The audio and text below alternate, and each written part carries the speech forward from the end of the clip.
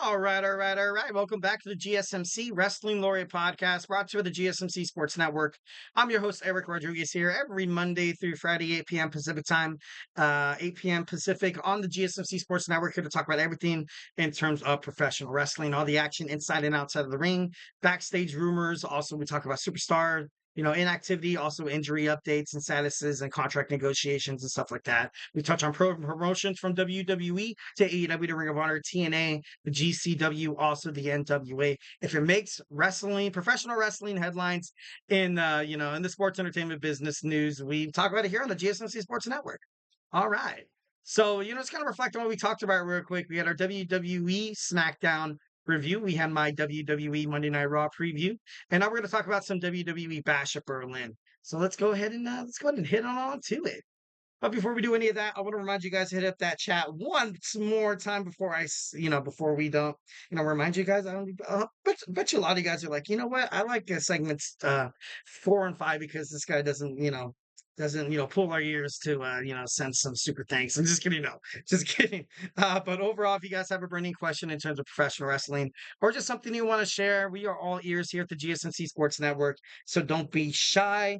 Your thoughts honestly mean a hell of a lot to us. I love it when there's a lot of back and forth banter in terms of professional wrestling. Make sure you leave a comment or a question. So to be featured on the show, keep the lights on this podcasting network to keep even more awesome wrestling content that you love so much coming to you. Also, we are grateful for each and every one of you guys who joined us here daily. Your support makes all the difference. So let's keep this conversation going, keep the party going. And once again, at GSMC, if the super chat thing is not of your liking, we are still at the GSMCpodcast.net. Hit up the tips and donations link at the GSMCpodcast.net.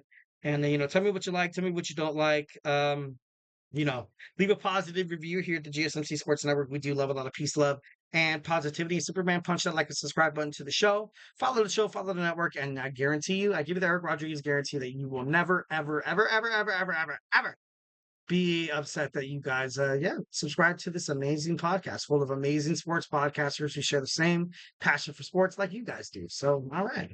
All right. So, WWE Bash of Berlin review.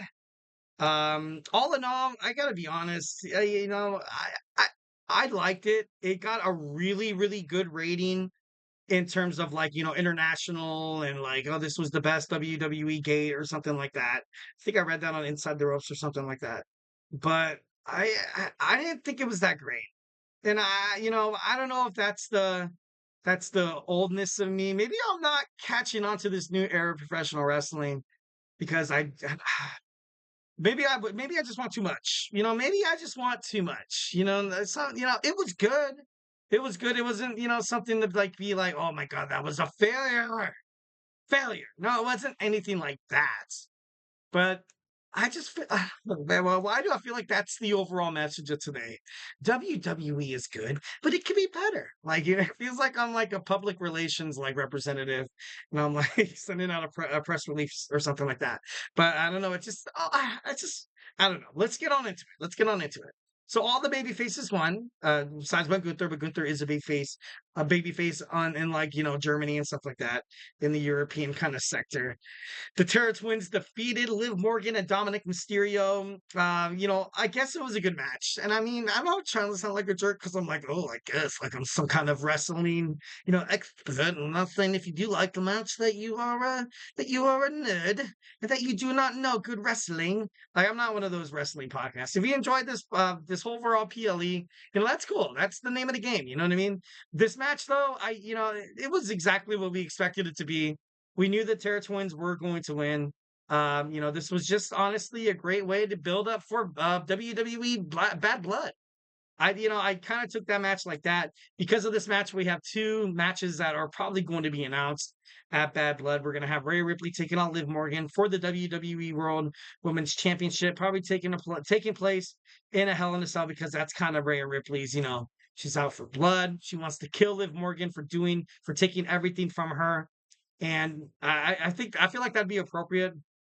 And then, of course, we're going to have Damian Priest taking on the new leader of the Judgment Day, Finn Balor. So we have those two matches in set right now. Will Finn Balor still be the WWE World Tag, one half of the tag team champions? honestly don't know. I don't think it would be ideal if he was.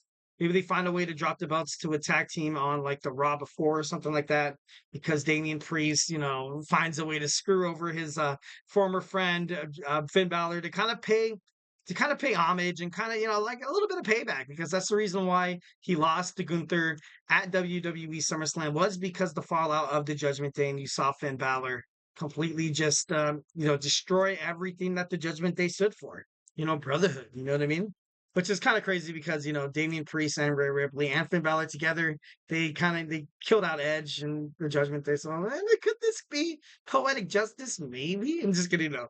But anyways, next we have the WWE Championship match between Cody Rhodes and Kevin Owens. This match, I thought it was a good match. It was a good match. Okay, don't hate, do not hate me. I feel like overall it was a pretty good match. Um, Cody Rhodes is, he's hot right now. He's absolutely high right now in terms of the professional wrestling spectrum. This match was decent, but that's nothing else kind of happened after that. Kevin Owens, like I said, 7 years since his last singles title, crazy, and he didn't have a heel turn. He didn't have a heel turn. KO had moments where he could have targeted the knee and could have, he two stunners wasn't enough to knock down the American Nightmare and win the WWE Championship. Overall, I feel like the match was good for Owens, though. I feel like it was a great match for Owens. Obviously, I'm not used to seeing Kevin Owens fight in matches where, you know, where people come in and they interfere, and that's the reason why he wins. But then that's another reason why on WWE SmackDown he mentioned about his title reign kind of being tainted because of what happened with Triple H, and because he was teaming up with Chris Jericho and he helped him defend the WWE Universal Championship, which he won about 8 years ago.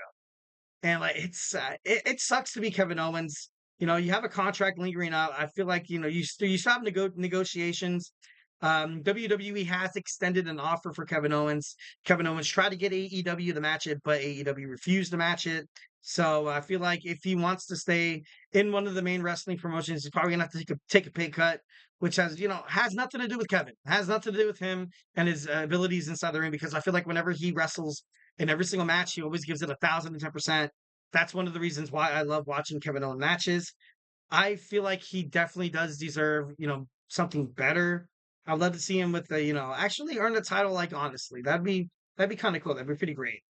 So, like I said, this match was like decent, nothing really more than that. It was kind of bad for future storylines because once, like I said, you didn't see Kevin Owens turn heel. There was no bloodline, so the direction of Cody Rhodes' next match is, kind of being predetermined. Sorry, excuse me, kind of being predetermined to be like, all right, cool. Now we get to see him fight Solo Sikoa again. Yay, big deal. Like, you know what I mean? Like, for me, I don't want to see that match happen again. I don't, because if it's not Bloodline rules and Solo Sikoa is going to fight, Cody Rhodes for the WWE Championship, it's like a cakewalk for Cody Rhodes because Solo Sikoa is that bad. He's not that great of a wrestler. He's not that person to hold the title. Like I said, WWE pushed him way too fast. And right now, without the, you didn't see any of the bloodline mentioned on Bash of Berlin. And I know a lot of people be like, oh, that doesn't really matter. Like they were on SmackDown. Like Eric, like why are you being so, critical? Like it's a big deal. If he wants to make the bloodline prominent in terms of the professional wrestling industry, you should have had something happen at Bash of Berlin. Like right now you have nothing. Like you have maybe like Jacob Fatu. I feel like his news about his injury was bigger than Solo Sikoa's possible WWE title reign. Like, and then it's kind of sad. It kind of sucks, but I feel like WWE they need to do something, just something different in terms of the bloodline storyline that they kind of have going on here. All right, next we have next, also just to kind of reflect on something real quick. September 13th is going to be the first SmackDown on the USA Network. I feel like 1,010% we're going to see Solo Sikoa take on Cody Rhodes, which kind of sucks, but if I had to make a prediction, and then you're going to have Solo Sikoa, lose the match because of Roman Reigns, and you're going to have Roman Reigns take on Solo Sikoa at WWE Bad Blood. That is my prediction there. And Roman Reigns is going to come back and screw him over, and he's going to have Paul Heyman. He's going to have Jimmy Uso, and it's going to be kind of crazy, kind of crazy. All right. So next we have the WWE World Women's Tag Team Championship. We have the Unholy Union defending against Bianca Belair and Jade Cargill. And look, this, all in all, the team, I feel like it's here to stay. Like, I need to stop thinking about Jade Cargill and Bianca Belair in this singles women's title talk.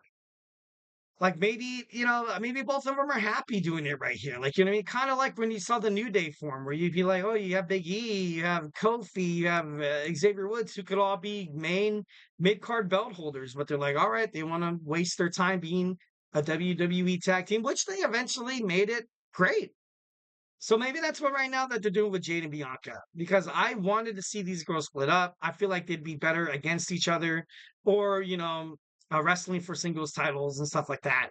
But the unholy union had to lose. It's getting tired of them just cheating to get the victory, and they're winning cheaply. And I don't want to say, like I said on WWE, you kind of always have the hometown person kind of win. Like when they won the tag team titles, it was that Clash at the Castle in Scotland, their hometown and stuff like that. So kudos to the Unholy Union for having a decent title reign. But overall, you see Jade Cargill and Bianca Belair are the new WWE Women's Tag Team Champions. And at this point, I'm not going to fight it anymore. I'm not going to fight it. I guarantee you, I'll give you the Eric Rodriguez guarantee on this podcast. I will never, ever, ever utter the words of them breaking up. I mean, well, I don't know, maybe once or twice. I'm just kidding, no. But I don't know. I guess they're here to stay, and we just got to accept it. We just got to accept it.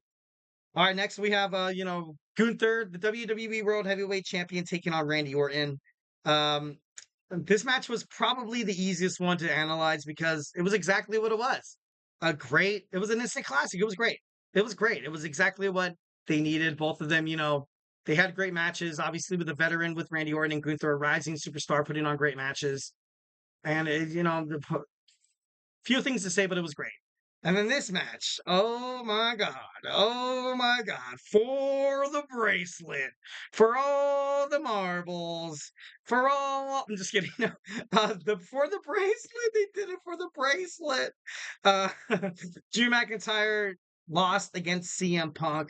CM Punk had an amazing standing ovation when he got that little bracelet back. Like I said, I'm not highly into it. I ultimately kind of thought that this match, once again, kind of underlived the hype a little bit. I, you had the special guest referee against Drew McIntyre at SummerSlam, and then now you have the strap match, and it's just, yeah, it's all cool and all, but I want to see these guys kind of go head to head. I want to see them go head to head, and probably like a steel cage match or in a Hell in a Cell. You pick. But overall, I feel like these guys kind of owe it because they are split 1-1. They need a tiebreaker. They need a tiebreaker. CM Punk already announced that he's over Drew McIntyre, that he's going to try to fight Gunther. But that's not going to be the case. You have to fight Drew McIntyre one more time. There's that third winner take all kind of aspect to it. But overall, I didn't like the match. I didn't like the match. I just thought it was just, once again, the babyface won. CM Punk won, so it's not like I can be too mad at it. But I don't know. It's to the point where like I said, I feel like you know, this thing between Drew McIntyre and CM Punk was kind of improvised because CM Punk was supposed to win the WWE Royal Rumble, supposed to fight Seth Rollins, but Seth Rollins also got injured. So I feel like they're just kind of winging it right now. We're just kind of have to zip our mouths shut and go along for the ride. All right, guys. So, hey, do not go anywhere. We're going to jump on into our next segment, our WWE NXT No Mercy recap. So, grab your favorite snack, grab your favorite drink, and join me here in about like 20 seconds.